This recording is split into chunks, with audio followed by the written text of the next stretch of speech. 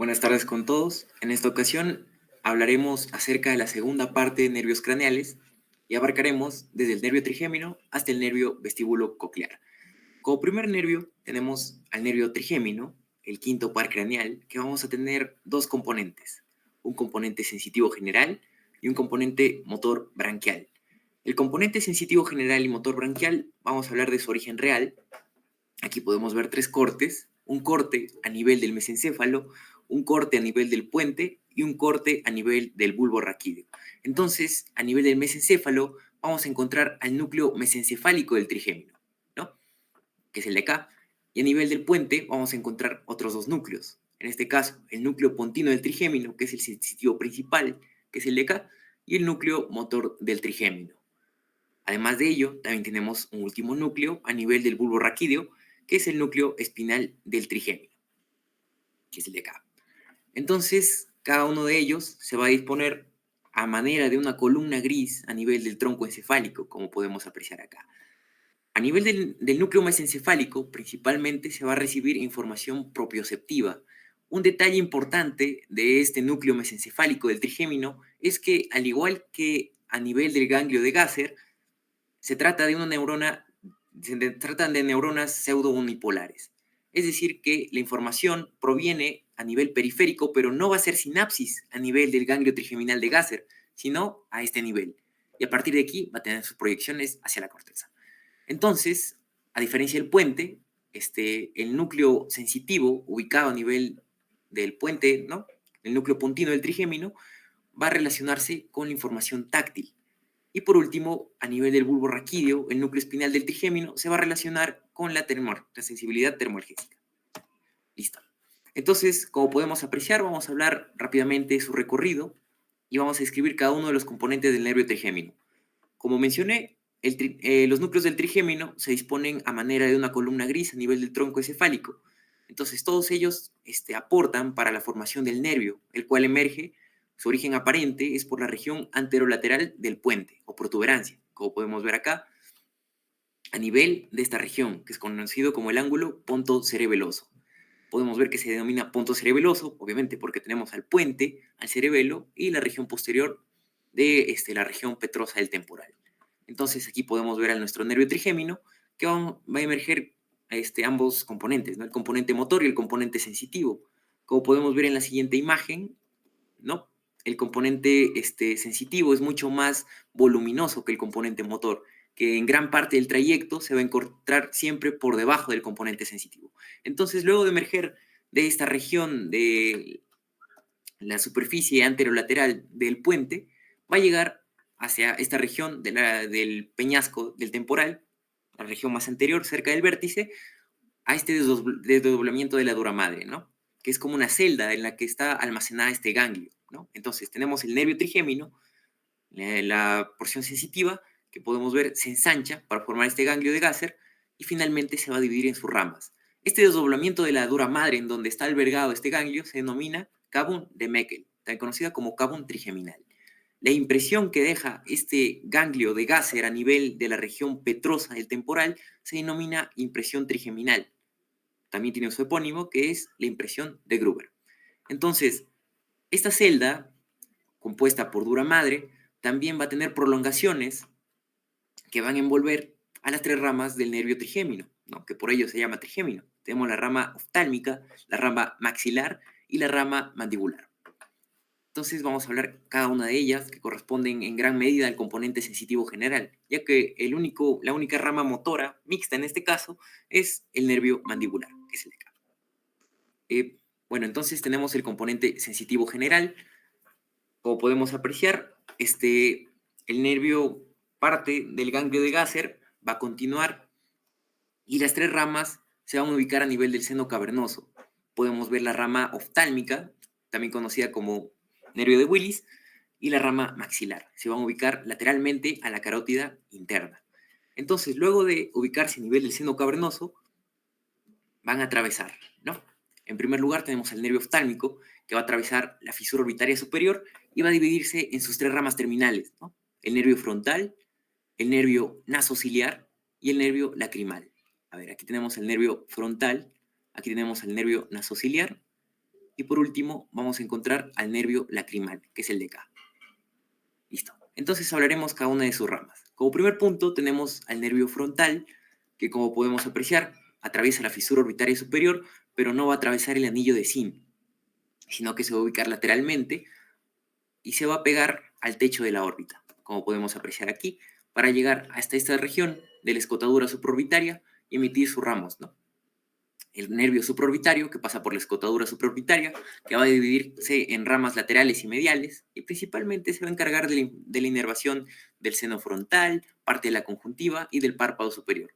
Por otro lado, este nervio, que es el nervio supratroclear, va a emerger por el ángulo de la órbita para inervar parte de la piel de la frente, al igual que también este nervio, ¿no? Que es el supraorbitario. Entonces eso sería con respecto al nervio frontal. Por otro lado tenemos al nervio nasociliar, ¿no? El nervio nasociliar sí va a atravesar el anillo tendinoso de Sim. Recuerden que para recordar mejor los nervios que atraviesan el anillo tendinoso de Sim, acuérdense los días del año, ¿no? 365. Entonces, los nervios que van a atravesar el anillo de Sim van a ser el oculomotor, el nervio abducens y también el componente del trigémino, ¿no? En este caso, el nervio nasociliar, que es rama del nervio oftálmico o nervio de Willis. Entonces, luego de penetrar el anillo de Sim, ubicarse por debajo del recto superior, del oblicuo superior, para finalmente ubicarse en la pared medial de la órbita, donde va a emitir sus ramos terminales, que son el ramo etmoidal anterior y el ramo infratroclear, y otros ramos colaterales, en este caso el etmoidal posterior y el comunicante con el ganglio ciliar. Entonces, estos nervios etmoidales, como podemos apreciar, van a perforar la pared medial de la órbita, ¿no? En este caso, que corresponde al hueso etmoides. Aquí podemos darnos una idea general. Tenemos al hueso etmoides, una vista superior, y estos de aquí se denominan canales etmoidales, tanto anterior y posterior. Entonces, al momento en el que el etmoide se articula con el frontal, estos canales se van a convertir en conductos. Y es por allí donde van a penetrar estos nervios etmoidales, tanto anterior como posterior, para luego atravesar la lámina cribosa y ubicarse a nivel de la cavidad nasal. Entonces, hablaremos en primer lugar del nervio etmoidal anterior, posterior y comunicante con el ganglio ciliar. Entonces tenemos al nervio comunicante con el ganglio ciliar, que parte del nervio nasociliar, como podemos apreciar, que principalmente va a recibir información aferente proveniente del ojo, ¿no? Ya sea del cuerpo ciliar, de la córnea. Entonces va a llegar hacia el ganglio ciliar, va a atravesar este nervio comunicante para finalmente unirse a la raíz del nervio ciliar. Pero además de esto, a nivel de este nervio comunicante también van a surgir los nervios ciliares largos, que son nervios simpáticos. Los nervios ciliares largos se van a encargar de la dilatación de la pupila, pero si el nervio ciliar es parasimpático, se estarán preguntando por el oculomotor. También va a recibir un componente simpático, en este caso proveniente de este plexo que rodea la carótida interna. Entonces, este componente simpático va a intervenir en la dilatación de la pupila. Listo. Ese sería el nervio comunicante con el ganglio ciliar. Además de esto, a partir del ganglio ciliar también van a emerger otros nervios, ¿no? Que son los ciliares cortos. Continuemos entonces con el nervio nasociliar. Tenemos la rama etmoidal anterior y la rama etmoidal posterior. Como primer punto, hablaremos de la rama etmoidal anterior, que como podemos apreciar, atraviesa el conducto etmoidal anterior y se va a dividir, a atravesar la lámina cribosa del etmoides y se va a dividir en sus dos ramas, ¿no? Una rama lateral y una rama medial. Entonces, a nivel de la cavidad nasal, vamos a encontrar que la rama medial del nervio nasal interno, rama del nervio etmoidal anterior, va a inervar la mucosa del tabique. Y la rama lateral va a inervar la región lateral de la cavidad nasal. Y eso sería con respecto al nervio etmoidal anterior. Luego vamos a encontrar al nervio etmoidal posterior. Pero, se me olvidó mencionar otra rama, ¿no? El nervio etmoidal anterior se va a dividir en nasales internos. Estos de aquí son los nasales internos, los que les mencioné. El nervio nasal interno medial y lateral. Pero también tenemos otro ramo nasal externo, que va a emerger por el hueso nasal, más o menos. Y se va a encargar de inervar, como podemos apreciar, parte de la punta de la nariz y el ala de la nariz.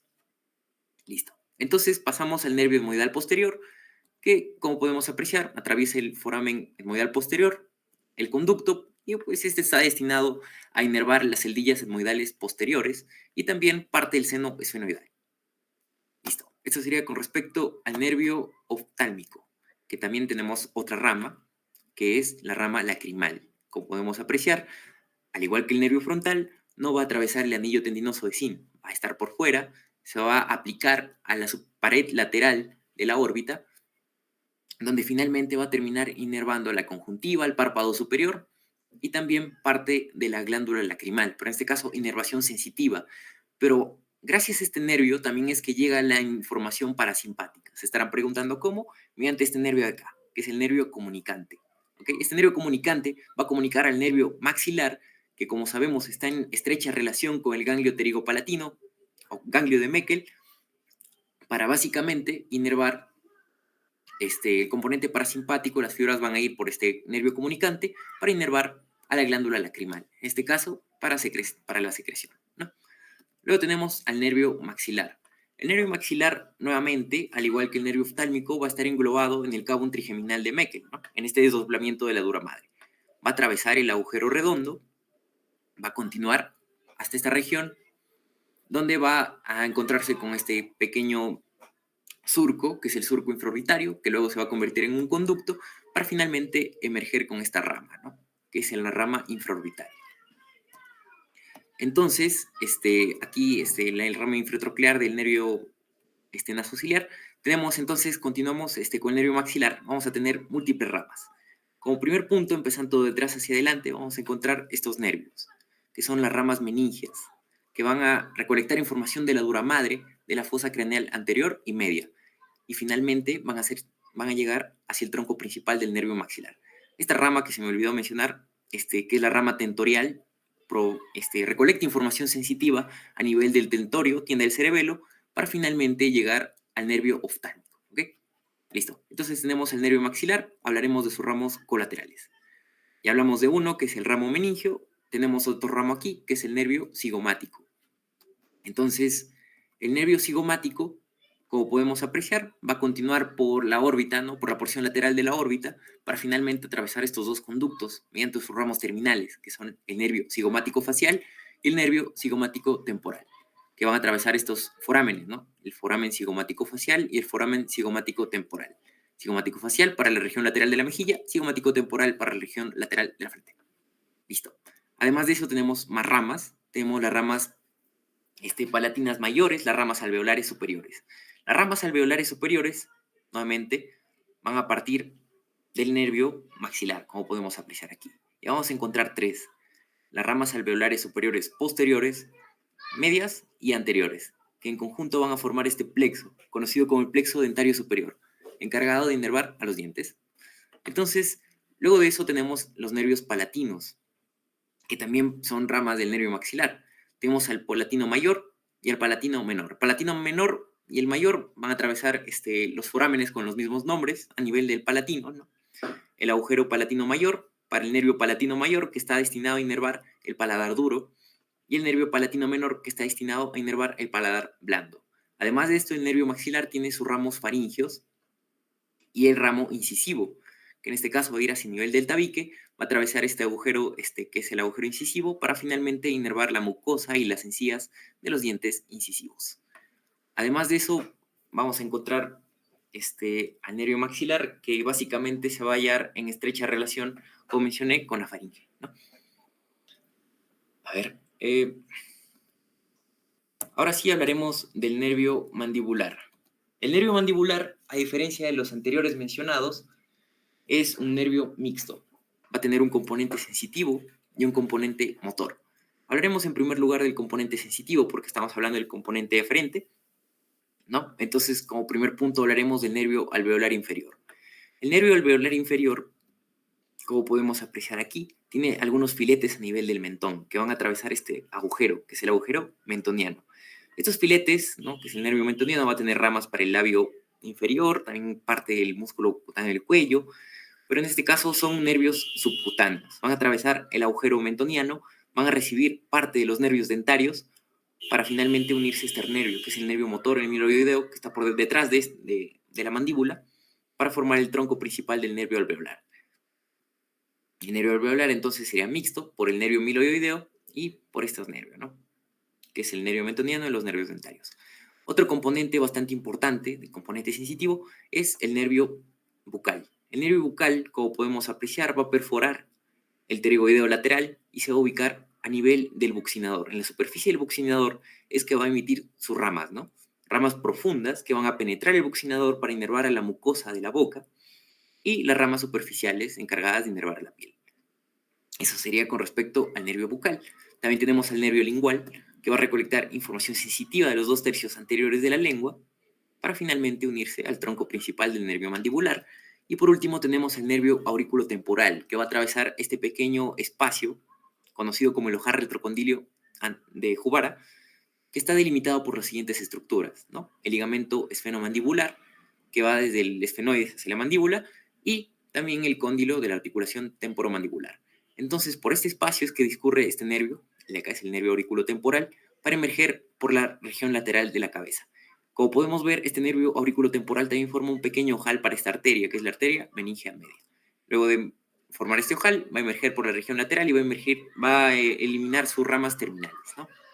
En este caso, una rama del conducto auditivo externo, una rama para el tímpano, una rama parotidia y una rama comunicante con el nervio facial. Listo. Eso sería con respecto al componente sensitivo. Más adelante veremos las vías. Tenemos el componente motor branquial, cuyo origen real es a nivel del puente, ¿no? Tenemos el núcleo motor del trigémino. Entonces, como podemos ver acá, su origen aparente. Como les mencioné, a nivel de la región anterolateral del puente tenemos la porción sensitiva y la porción motora. El nervio sensitivo es mucho más voluminoso que el nervio motor. Entonces, va a seguir el mismo recorrido y se va a unir al nervio mandibular a nivel del ganglio, ¿ok? Luego de unirse al nervio mandibular, el recorrido es prácticamente el mismo, ¿no? El nervio mandibular, como podemos apreciar en la siguiente imagen, va a ubicarse en esta fosa, que es la fosa infratemporal, ¿no? Y luego va a continuar por esta región en estas fascias, ¿no? El nervio mandibular se va a ubicar en profundidad, perdón, por encima de esta fascia, que es la fascia interpterigoidea. Podemos ver una vista medial de la mandíbula, entonces el nervio mandibular se va a ubicar superficialmente esta fascia, pero por debajo del pterigoideo lateral. Entonces, primero vamos a hablar de las ramas. A este nivel también vamos a encontrar esta fascia, que es la fascia pterigotemporomandibular, que va a estar fijada, como podemos apreciar aquí, en el borde posterior de las apófisis pterigoides externas. Y además de eso, va a continuar posteriormente hasta la raíz transversa del proceso cigomático de la concha del temporal. Listo. Entonces, a nivel de esta fascia pterigotemporomandibular, vamos a encontrar este pequeño poro, conocido como el poro crotafítico buccinatorio de Hill. HYRTL, ¿ok? Corotafítico buccinatorio de Hill, donde van a emerger los nervios temporales profundos, que en este caso son motores encargados de inervar al músculo temporal. Por otro lado tenemos aquí el nervio bucal. Entonces, continuando con el componente motor branquial, como mencioné, el nervio alveolar inferior va a tener su rama motora, en este caso el de acá, el nervio miloioideo, que va a pasar por este pequeño surco, el canal miloioideo, y finalmente va a terminar inervando al músculo miloioideo y al vientre anterior del digástrico. Listo. Además de eso, el componente motor, también tenemos múltiples ramos, ¿no? Aquí tenemos los temporales, como les mencioné, destinados a la inervación del músculo temporal. Tenemos también al nervio masseterino, que en este caso se encuentra cortado, pero va a atravesar la escotadura de la mandíbula, ¿no? Entonces aquí podemos verlo mejor. Tenemos esta fascia, que es la fascia interpterigoidea, que se va a fijar, al igual que la anterior fascia mencionada, a nivel del borde posterior de las apófisis pterigoides externas, va a seguir por la cisura petrotimpánica de Glaser y va a estar reforzada por estos dos ligamentos, ¿no? Que es el ligamento esfenomandibular y el ligamento pterigoespinoso, también conocido como ligamento de Sibinini. Entonces, este ligamento de Sibinini vamos a encontrar, y en el hueso en sí vamos a encontrar estos dos espacios, ¿no? Dos espacios triangulares, uno posterior y uno anterior. El posterior va a estar destinado al nervio lingual y el anterior para los nervios y vasos sanguíneos del músculo tensor del tímpano, el peristafilino externo, que actualmente se conoce como tensor del velo del paladar, y también para el pterigoideo interno. Entonces, además de eso, también tenemos otros nervios motores, nervio para el pterigoideo medial, nervio para el pterigoideo lateral, nervio para el tensor del tímpano, que lo mencioné aquí, y para el periestafilino. Entonces, y eso sería el componente motor branquial del nervio trigémino. Ahora sí, hablaremos de las vías. ¿no? Las vías para el tacto discriminativo y las vías para el dolor y la temperatura. Como primer punto tenemos la vía para el tacto discriminativo, que tiene su núcleo principal a nivel del puente, en el núcleo pontino del trigémino. Entonces la información proveniente de la periferia, ¿no? A nivel del ganglio de Gasser tenemos una neurona pseudo monopolar. La prolongación periférica va a recolectar información de los nervios ya mencionados para finalmente llegar hasta este ganglio, que es el ganglio de Gasser, cuya prolongación central va a ir hacia el núcleo pontino del trigémino. A nivel del núcleo de pontino del trigémino vamos a encontrar dos regiones, una dorsomedial y una ventrolateral. La dorsomedial va a conformar la vía trigémino-talámica dorsal y la ventrolateral, la trigémino-talámica ventral. ¿En qué se diferencian? En que la dorsomedial va a recolectar información de la boca y la otra, pues básicamente de todos los nervios, ¿no? Del trigémino. Va a continuar, va a cruzar la línea media y va a llegar hasta el núcleo ventral posterior del tálamo, donde se va a proyectar a la cápsula interna, la corona radiada, hasta llegar a la corteza, ¿no? Al área sensitiva. Esa sería la vía para el tacto discriminativo. Por otro lado, tenemos la vía del dolor y la temperatura. Nuevamente, el mismo proceso. Tenemos el ganglio de Gasser, la prolongación periférica, ¿no? Que recibe aferencias, y la prolongación central llega hasta este núcleo, que es el núcleo espinal del trigémino. Cruza la línea media y a nivel del tálamo vamos a encontrar dos núcleos importantes, donde estas fibras harán sinapsis, que son el núcleo medial posterior ventral y el núcleo medial dorsal. Entonces, el núcleo medial posterior ventral va a tener su prolongación hacia la corteza sensitiva, pero además de eso va a tener su prolongación a nivel de la ínsula, es decir, más o menos esta región, ¿sí? En el láser. Además de eso, tenemos otra vía que básicamente estas fibras que hacen sinapsis también en otro núcleo del tálamo, que es el núcleo medial dorsal, que se ubica más o menos por acá, para finalmente proyectarse hacia la corteza singular, es decir, hacia acá, más o menos así es la ruta. Y esto principalmente, cuando hace sinapsis en el núcleo medial dorsal, está relacionado con las emociones, ¿no? Del dolor, con la angustia, etc. Entonces, ahora hablaremos del nervio abducens. Tenemos que tiene solo un tipo de fibras que, bueno, constituyen el componente motor somático, específicamente para el músculo recto lateral del ojo, ¿no? Por eso se llama abducens, porque abduce el ojo. Entonces, a nivel del puente, tenemos un corte aquí, podemos encontrar el núcleo del nervio abducens, que como podemos apreciar, está rodeado por el recorrido del nervio facial, formando a nivel del puente este pequeño relieve denominado como colículo facial. Entonces, luego de rodear, va a emerger por el surco médulo-pontino el nervio facial y el nervio abducens, del que estamos hablando en este caso, va a emerger también del surco médulo-pontino, pero más medial. Entonces, su recorrido es el siguiente. El nervio va a emerger del surco médulo-pontino, va a continuarse hacia el seno cavernoso y como podemos apreciar aquí, se va a ubicar lateral a la arteria carótida interna, por lo que a veces cuando hay un aneurisma de esa arteria puede provocar alguna lesión a nivel de este nervio. Por fuera de este nervio podemos encontrar los nervios mencionados en el capítulo anterior y además de ello también ramas del nervio trigémino, ¿no? Listo. Entonces luego de llegar al surco cavernoso, va a atravesar la fisura orbitaria superior.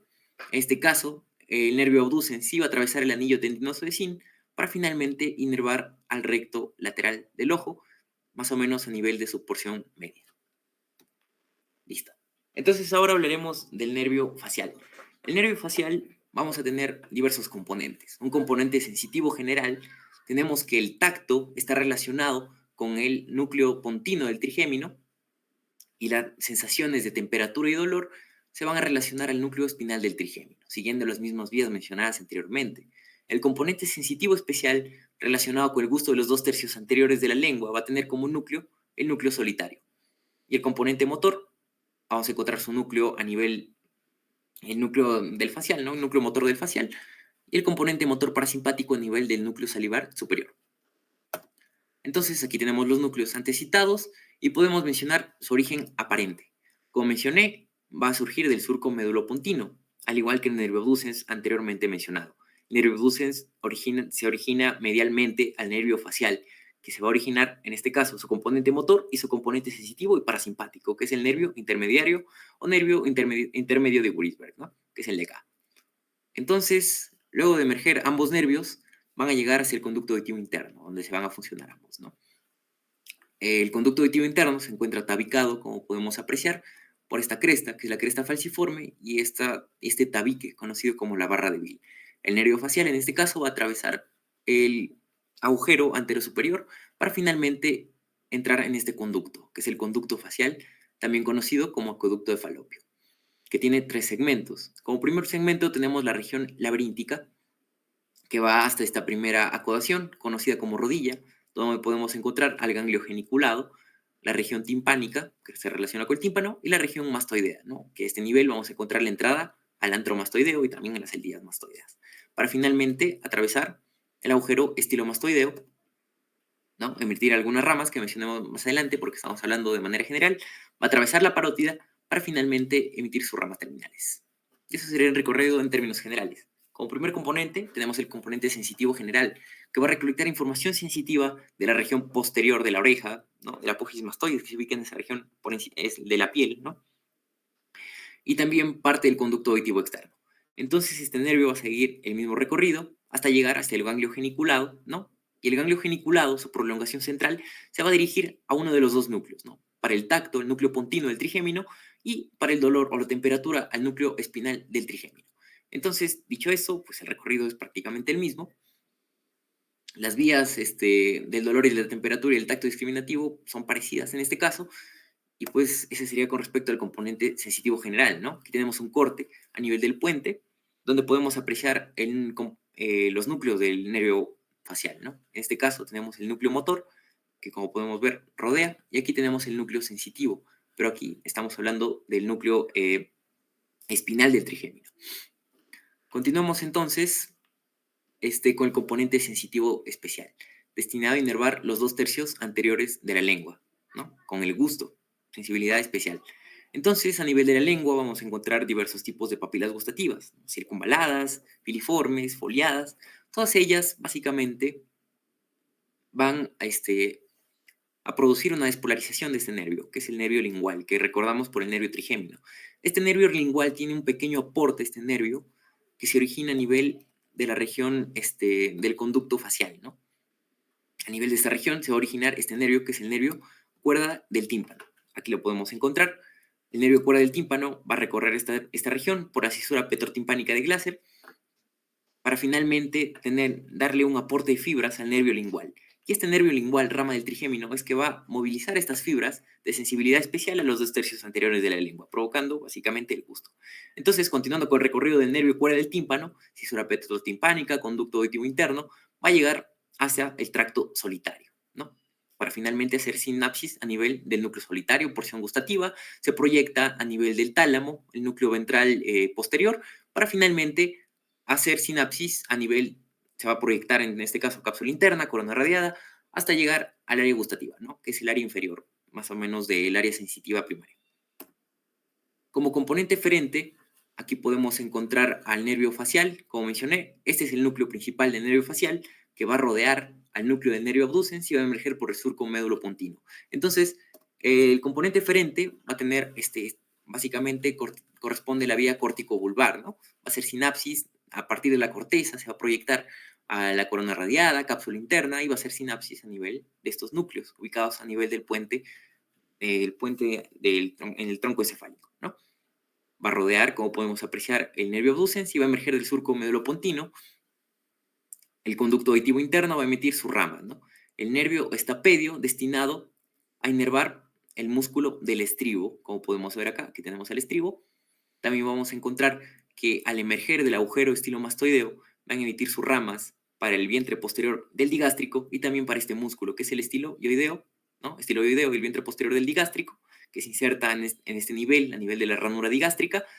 Y además de eso, un nervio, que es el auricular posterior, que básicamente va a estar destinado a inervar el músculo auricular superior, auricular posterior y la porción occipital del músculo occipito frontal. Entonces, luego de atravesar el agujero estilomastoideo, va a atravesar la parótida, pero no la va a inervar, porque la inervación de la parótida está encargada del nervio glosofaríngeo. Entonces, va a atravesar la parótida y va a dividirse en sus ramos terminales, que para ello hay esta memotecnia ampliamente utilizada. Te sigo buscando, maldita cerda: temporal, cigomático, bucal, marginal, mandibular y el cervical, ¿no? Los ramos terminal, temporales, los ramos cigomáticos, los ramos mandibulares y el ramo cervical.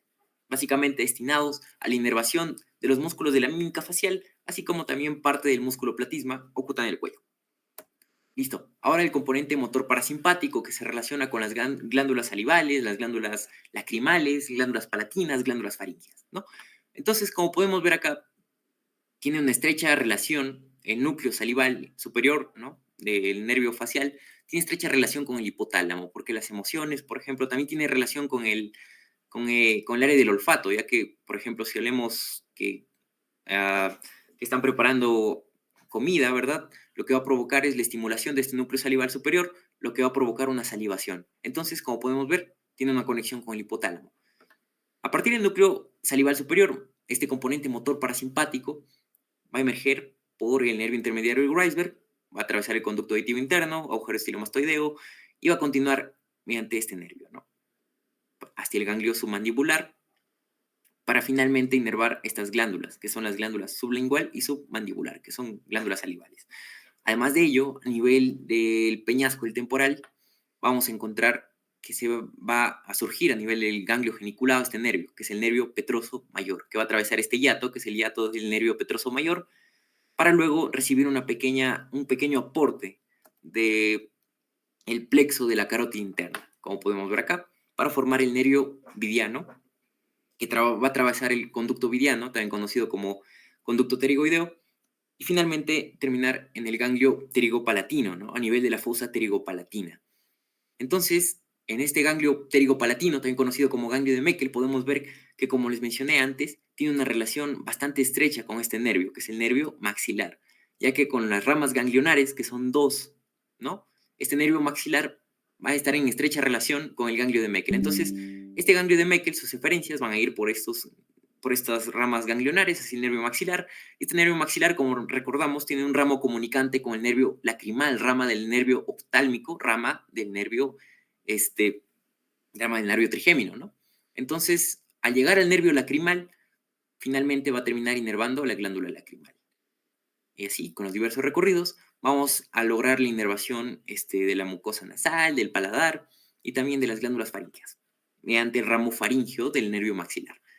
Entonces, eso sería con respecto al componente motor parasimpático.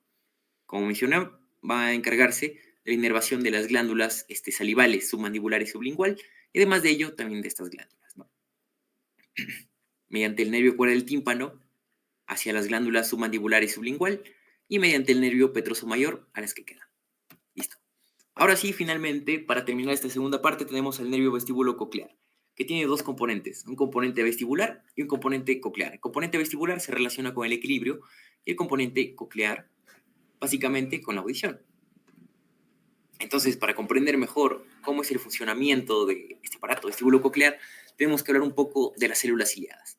A nivel de la región petrosa del temporal tenemos este pequeño, por decirlo así, compartimento donde se aloja todo esto de aquí que se denomina laberinto membranoso, se aloja dentro de esta región del temporal denominada laberinto óseo, ¿no? Entonces aquí vamos a encontrar esto de aquí, el aparato vestibular está relacionado con el utrículo, el sáculo y los conductos semicirculares.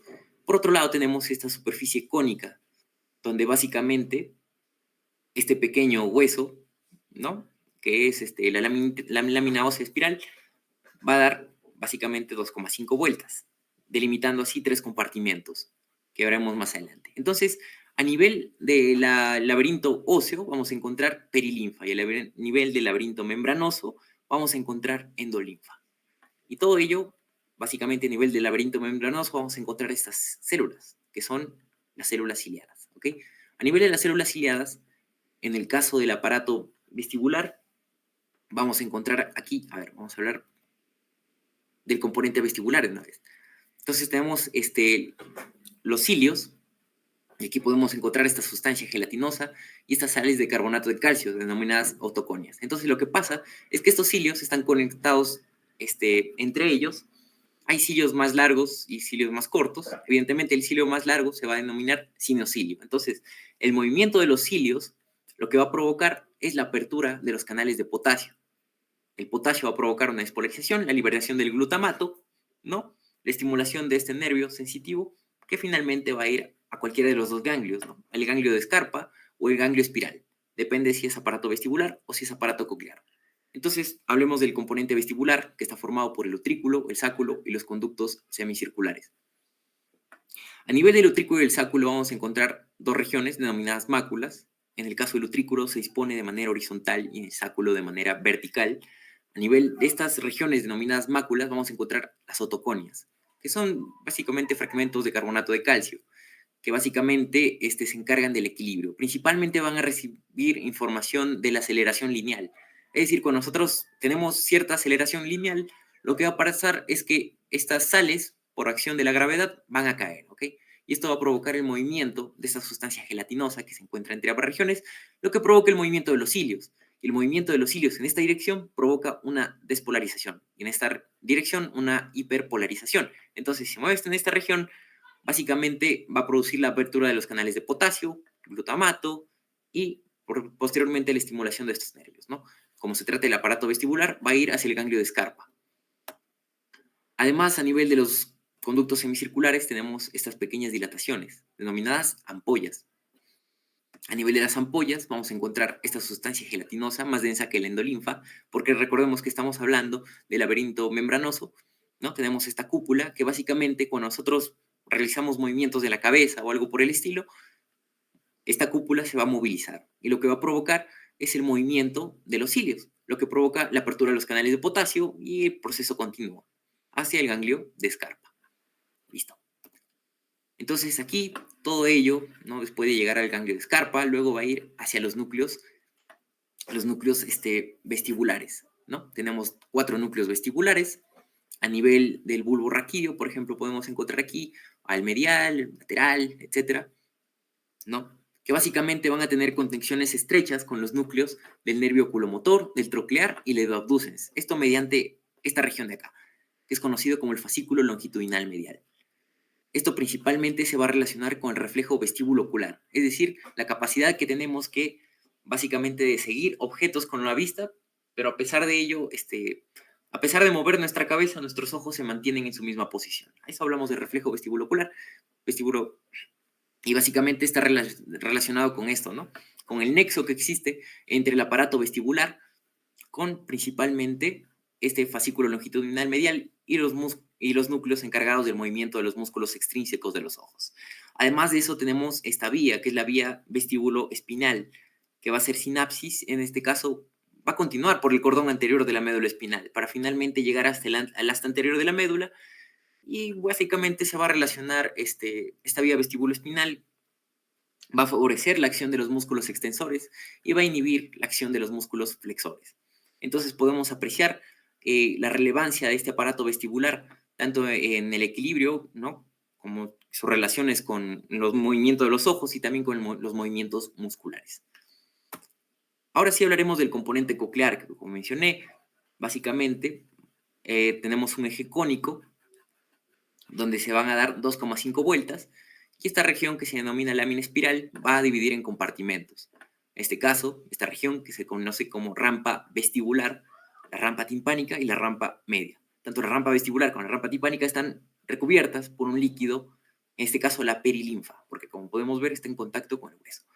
La rampa media vamos a encontrar principalmente endolinfa, y la endolinfa es, como mencioné, alta en iones de potasio. Entonces, cuando nosotros escuchamos algún sonido, lo que se va a producir es la estimulación de la membrana timpánica. Esta vibración se va a transmitir mediante la cadena osicular, ¿no? Martillo, yunque, estribo, hacia la ventana oval, y luego de la ventana oval se va a producir el movimiento de este líquido, la perilinfa, la endolinfa, y el movimiento de la endolinfa va a estimular estas células, que corresponden al órgano de Corti, ¿no? Que tenemos a las células ciliadas internas, externas y la membrana tectórea. Entonces, la membrana tectórea estimula el movimiento de las células ciliadas externas e internas. Las internas son mucho menos numerosas que las externas, pero son las que tienen una mayor cantidad de sinapsis con este nervio, ¿no? Con el nervio sensitivo especial. Y también tenemos las ciliadas externas, que básicamente son más numerosas, pero básicamente se vinculan con la amplificación del sonido. Entonces, luego de que se produce la despolarización, va a continuar por este nervio hacia el núcleo, en este caso este ganglio, ¿no? Que es el ganglio espiral de Corti. Luego va a ir por el nervio, va a formar el nervio vestíbulo-coclear. Y aquí podemos ver las dos rutas, ¿no? Porque tenemos dos núcleos cocleares, un núcleo coclear anterior y un núcleo coclear posterior. Entonces, aquí podemos ver una vista posterior, ¿no? A nivel del núcleo coclear posterior va a atravesar esta estría, que es la estría acústica ventral, y la estría acústica dorsal, ¿no? Va a cruzar la línea media para proyectarse mediante el lemnisco lateral a nivel del colículo inferior.